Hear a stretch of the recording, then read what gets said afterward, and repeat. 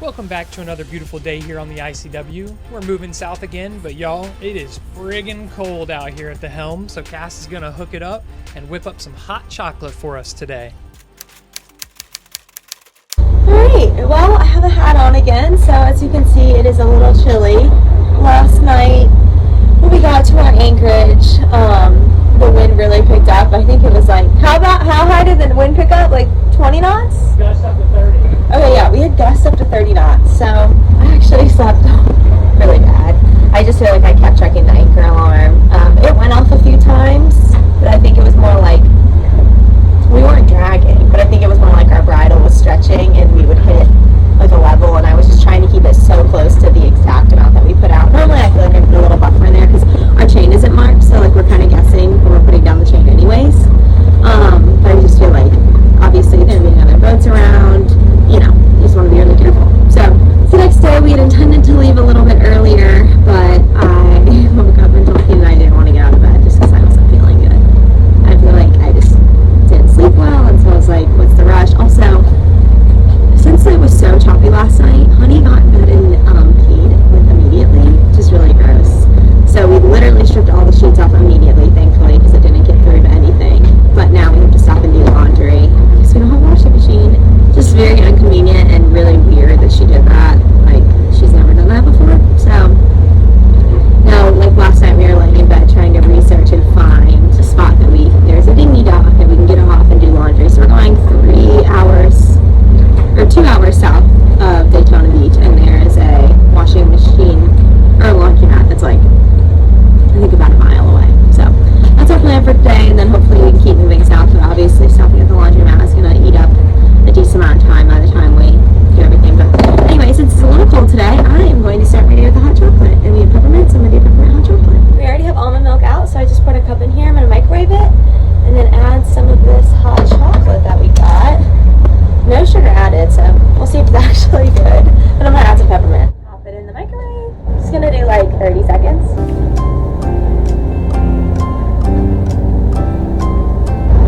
Got some peppermint syrup. 30 more seconds.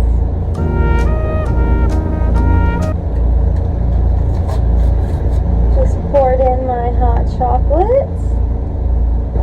Another minute. I like it to be very hot. I'll stir it up. Sorry, filming a TikTok, you know, when you're doing this.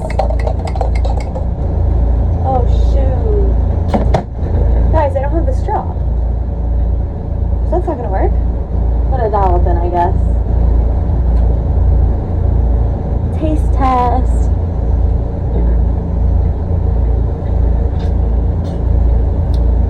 Delish. Delicious. Hot chocolate in this weather is perfect. Now that we're fueled up on that beautiful Swiss Miss hot chocolate, it's time to get off this boat and take care of some chores. We took a nice little mile-long walk to the laundromat to stretch our legs, and I figured while Cassidy was taking care of business, loading, unloading, drying, washing, I'd go ahead and walk another 2 miles to go get some groceries. I had to stock up on all the essentials, you know, fresh fruit, avocados, eggs, egg whites, lettuce, and maybe a couple pizzas. Shout out to Winn-Dixie, you've been a trooper on this trip so far. By the time I got back, Cassidy was ready to roll back to the boat and get moving.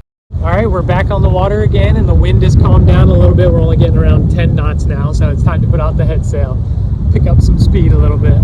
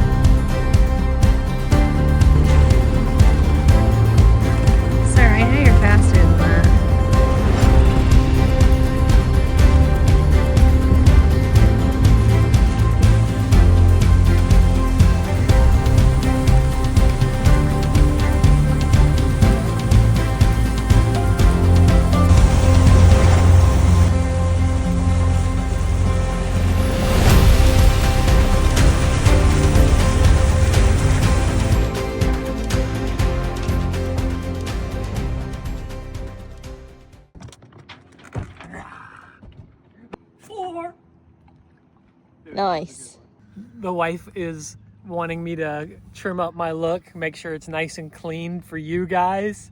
So get ready with me. Thank God. I don't think that's getting anything. It is. I can feel the hairs hitting my face. All right, this is the setup we're working with. Get a little beard trimming done. It wasn't working just doing it without a mirror, so thankfully Cassidy brought her makeup mirror. So we can trim up just a little bit, just a little bit. I got a haircut coming up soon, so they'll take care of it properly.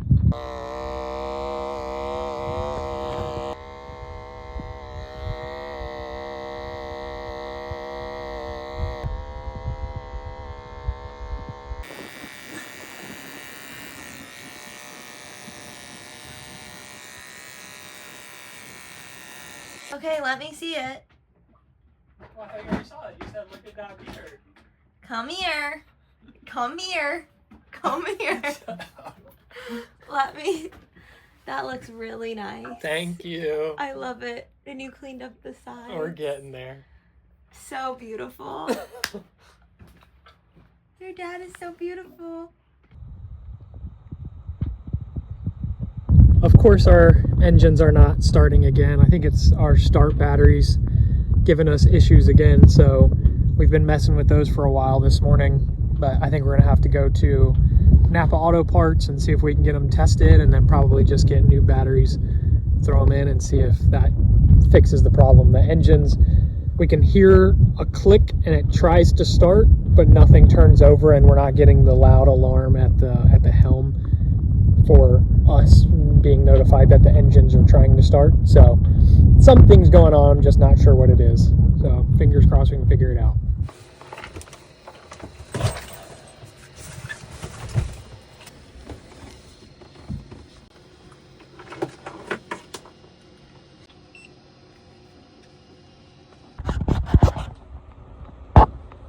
Can I see that? Hello, YouTube. Our engines are not starting. So Keenan just checked the voltage on both. They both look good. Now he's going to try to check the voltage while I go try to start it and see if we can see what's going on. Moment of truth. Oof. Okay, go ahead. So I can hear the click, and it sounds like something is spinning, which I'm guessing is the starter, but it's not turning over, and I'm not sure why. So I think we're going to take the batteries to Napa Auto Parts and see if they can have them tested, and if we need to, just get new batteries, and hopefully that's the issue. Even though the batteries are showing 12.7 volts, and we load tested them, and it still shows 12.67 volts when we do that, the engines still aren't turning on. So I'm not sure if it's something else with the batteries that I just don't know how to check, but might just try new batteries and see if that solves the problem. I'm gonna try. Okay, we think we did the lithium. This is our setup. That's why we're looking at it at that angle. We don't have the camera set up anymore. So we think we accidentally hooked up the. Well, we're trying to get the port starter battery connected to the lithium. Did you go around the battery last time? It might come around this side. I can't tell where it is. It looks like it's. We're trying to get the port starter battery connected to the lithium to try and bypass for a little extra power. Here, do you feel it going out there anywhere? I think We're essentially trying to connect it to the lithium instead to see if we can use that juice from our lithium to turn on the engine. to get the engine started. So that's our attempt right now. So we'll keep it posted. But it's not an easy spot, of course. No!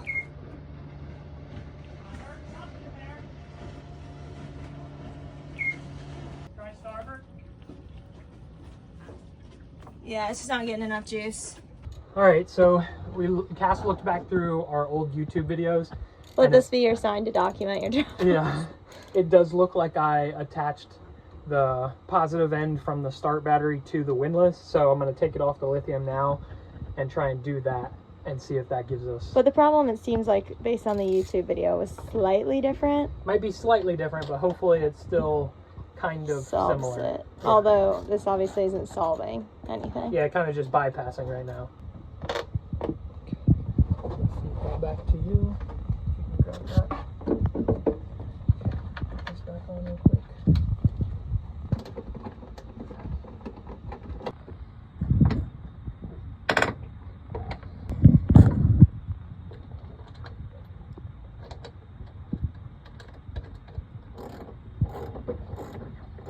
Okay, I'm about to try. Okay.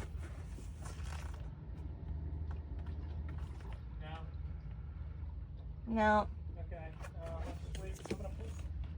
Since we were both getting a little frustrated, we decided to focus on different projects. Cass put those adjustable dumbbells to use and got her swole on, while I decided to add to our mess.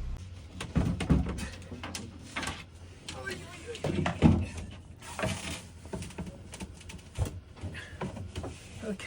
Since I've already got this bed torn apart, working on the engines, I figure I might as well take this wall in front of me down and put up the new Ethernet cord that I got for Starlink, so that way it has essentially like a landline that's hardwired in instead of using Bluetooth or Wi-Fi.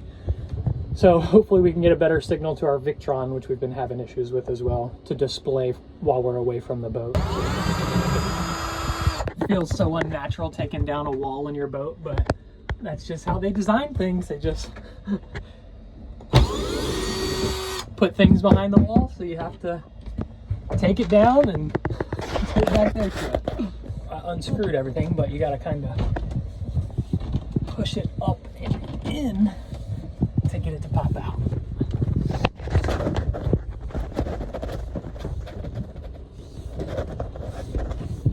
I might need two hands. I had to do it from this angle.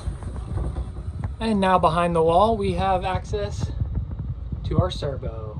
So I got the new Ethernet cord, and then for the Starlink system itself, we got an Ethernet adapter, which has that side there, and then the Ethernet port on this side. Right there. Can you look up and see what direction the hole is?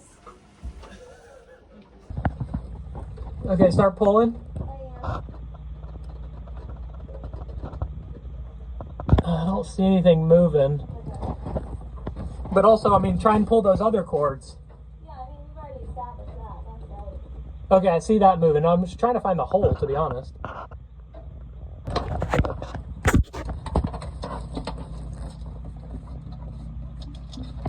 This ended up being another beast of a project that was deceivingly difficult to navigate.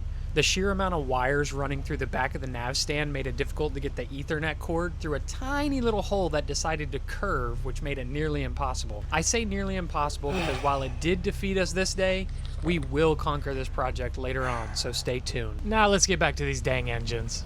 We decided to take the batteries out and swap them for some new ones since we were by Napa Auto Parts, but as we were on our way in, we were met with Poseidon's wrath. So we decided to jet back to the boat and continue our hunt for this gremlin that kept causing us issues.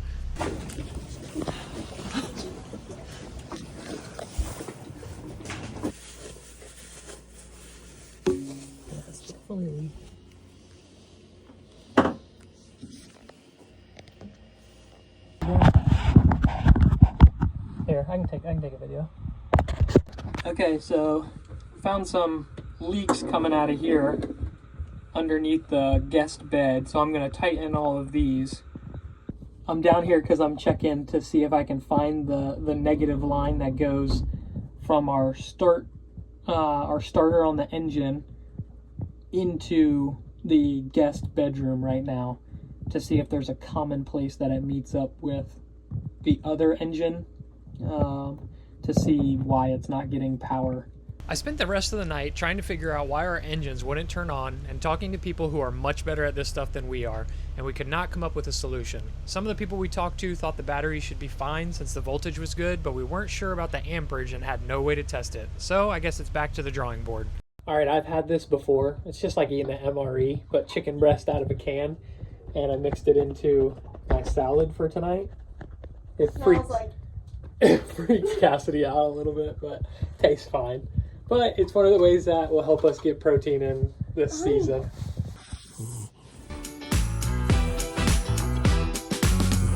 Thanks for coming back for more of our shenanigans, and we hope you continue to join us every Wednesday at 4 p.m. If you just can't get enough of us, we're also on all platforms posting short-form content, and our links are in the description below. Thanks for watching, and don't forget to subscribe.